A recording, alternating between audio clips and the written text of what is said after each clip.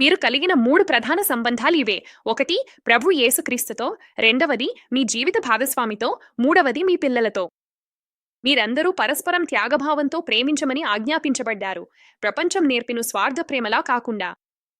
Bible ప్రకారం agape లేదా త్యాగ ప్రేమ అనేది 10 బైబిల్ ప్రవర్తనలతో పరస్పరం వ్యవహరించడం.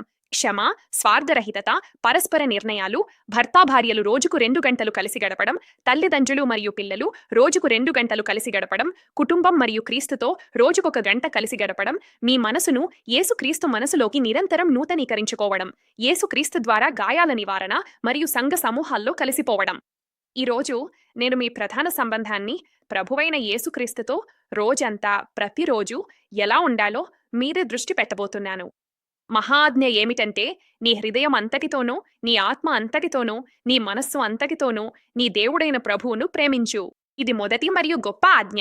మత్తయి 22:36.